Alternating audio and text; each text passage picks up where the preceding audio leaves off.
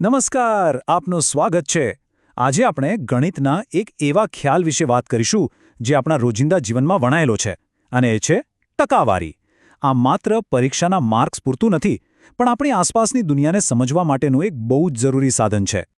ક્યારે વિચાર્યું છે કે આપણે ટકાવારીનો ઉપયોગ ક્યાં ક્યાં કરીએ છીએ? દુકાનોમાં મળતા ડિસ્કાઉન્ટથી લઈને બેંકના વ્યાજ દરો સુધી, કે પછી વર્કશોપમાં ધાતુઓના મિશ્રણથી લઈને આપણા પોતાના પગારની બચત સુધી, ટકાવારી ખરેખર બધે જ છે. તો ચાલો આજે એને થોડું ઊંડાણથી સમજીએ.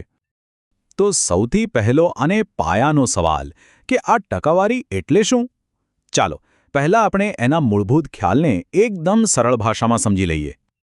એકદમ સાદા શબ્દોમાં કહીએ તો ટકાવારી એટલે દર 100. મતલબ કે કોઈ પણ વસ્તુને 100ના ભાગમાં સરખાવવાની આ એક રીત છે. અને તેની આ નિશાની એટલે કે પર્સન્ટેજનું ચિહ્ન આપણને તરત જ યાદ અપાવે છે કે આપણે 100ના સંદર્ભમાં વાત કરી રહ્યા છીએ. હવે અહીં જુઓ, આ કેટલી રસપ્રદ વાત છે. અહીં 25%ને 3 અલગ અલગ રીતે બતાવવામાં આવ્યું છે. એક તો ટકાવારી તરીકે, પછી અપૂર્ણાંક તરીકે એટલે કે 100માંથી 25, અને ત્રીજું છે દશાંશ તરીકે 0.25. યાદ રાખજો, આ ત્રણેયનું મૂલ્ય એક જ છે, બસ લખવાની રીત અલગ છે. ચાલો આ વાતને એક ચિત્રથી સમજીએ. અહીં સ્ક્રીન પર જુઓ, કુલ 25 બોક્સ આપેલા છે, જેમાંથી 4 બોક્સમાં રંગ પૂરેલો છે. તો હવે સવાલ એ છે કે રંગીન બોક્સ એ કુલ બોક્સના કેટલા ટકા થયા? જવાબ છે 16%. પણ આ 16% આવ્યો ક્યાંથી? એની ગણતરી બહુ જ સીધી છે. જો આપણે 25 બોક્સને 100% માની લઈએ તો 4 બોક્સ કેટલા ટકા થશે? સિમ્પલ છે, આપણે 100ને 4 વડે ગુણીએ અને પછી તેને 25 વડે ભાગી દઈએ એટલે આપણને જવાબ મળી જાય 16%. આનો મતલબ એ થયો કે કુલ જથ્થાને હંમેશા 100% ગણવામાં આવે છે. ઓકે, તો હવે આપણે ટકાવારીનો મૂળભૂત અર્થ તો સમજી ગયા. હવે આગળ વધીએ અને એ જોઈએ કે ટકા, અપૂર્ણાંક અને દશાંશને એકબીજામાં ફેરવી કેવી રીતે શકાય. ટકાવારીનો સાચો ઉપયોગ કરવા માટે આ રૂપાંતરણના નિયમો જાણવા ખૂબ જ જરૂરી છે. પહેલો નિયમ તો સાવ સહેલો છે. કોઈપણ અપૂર્ણાંકને ટકામાં ફેરવવો હોય તો બસ એને 100 વડે ગુણી નાખવાનો. ઉદાહરણ તરીકે આપણે લઈએ અપૂર્ણાંક 3/4. હવે આપણે એને 100 વડે ગુણીએ છીએ. ગણતરી કરીએ એટલે આપણને સીધો જવાબ મળે છે 75%. આનો અર્થ એ થયો કે 3/4 કહો કે 75%, વાત એક જ છે. હવે આનાથી બિલકુલ ઉલટું, જો ટકાવારીને અપૂર્ણાંકમાં ફેરવવી હોય તો તે સંખ્યાને 100 વડે ભાગી દેવાની. જેમ કે 24%ને અપૂર્ણાંકમાં ફેરવવા માટે આપણે એને 24/100 લખીશું અને પછી એને સાદુરૂપ આપીશું, જેથી આપણને મળે 6/25. અને દશાંશ સંખ્યાઓનું શું? એ પણ એટલું જ સરળ છે. કોઈ પણ દશાંશ સંખ્યાને ટકામાં ફેરવવા માટે એને પણ બસ 100 વડે ગુણાકાર કરી દો. જો 0.75ને 100 વડે ગુણતા આપણને મળે છે 75%. જોયું? 3/4, 0.75 અને 75%, આ બધું એક જ છે. આ નિયમો ગણતરીને એકદમ સરળ બનાવી દે છે. ચાલો, થિયરી તો ઘણી થઈ ગઈ. હવે આવે છે અસલી મજા.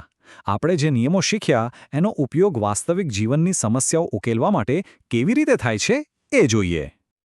ચાલો એક ઉદાહરણ લઈએ. માની લો કે એક વર્કશોપમાં એક મિશ્ર ધાતુ છે, જેમાં 27 કિલોગ્રામ કોપર અને 18 કિલોગ્રામ ઝિંક છે. તો હવે સવાલ એ છે કે આ મિશ્ર ધાતુમાં કોપર અને ઝિંકની ટકાવારી કેટલી છે? આપણે હમણાં જે શીખ્યા એનો જ ઉપયોગ કરીને આ શોધી શકાય છે. તો સૌથી પહેલાં તો આપણે કુલ વજન શોધવું પડે, જે છે 45 કિલોગ્રામ. પછી કોપરની ટકાવારી શોધવા માટે આપણે કોપરના વજનને કુલ વજનથી ભાગીને 100 વડે ગુણીશું અને ગણતરી કરતાં આપણને મળે છે 60%. અને આ ચાર્ટમાં જુઓ, કેટલું સ્પષ્ટ દેખાય છે. જો કોપર 60% હોય તો સીધી વાત છે કે બાકીનું 40% ઝિંક જ હશે. આ રીતે ટકાવારી આપણને કોઈપણ મિશ્રણનું બંધારણ સમજવામાં ખૂબ મદદ કરે છે. ચાલો હવે એક બીજું ઉદાહરણ જોઈએ જે આપણા બધા સાથે જોડાયેલું છે. ધારો કે કોઈ વ્યક્તિનો મહિનાનો પગાર 5000 રૂપિયા છે અને એમાંથી તે 700 રૂપિયા બચાવે છે. તો તેણે પોતાના પગારના કેટલા ટકા બચાવ્યા કહેવાય?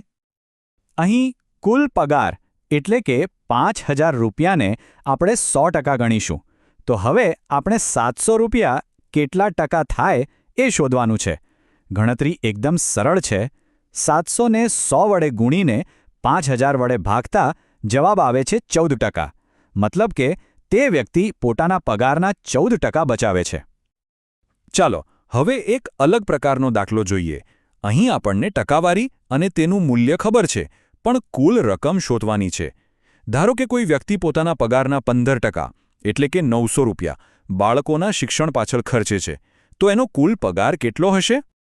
આની ગણતરી કરવા માટે આપણે એમ વિચારી શકીએ કે જો 15% બરાબર 900 રૂપિયા હોય તો 100% એટલે કે આખો પગાર કેટલો હશે? આપણે 900ને 100 વડે ગુણીને 15 વડે ભાગીશું અને જવાબ મળશે 6000 રૂપિયા. જોયું? ટકાવારીથી આપણને કુલ રકમ પણ મળી શકે છે. તો આ બધા ઉદાહરણો પરથી એક વાત તો સ્પષ્ટ છે. ટકાવારી એ માત્ર પાઠ્યપુસ્તકના આંકડા નથી.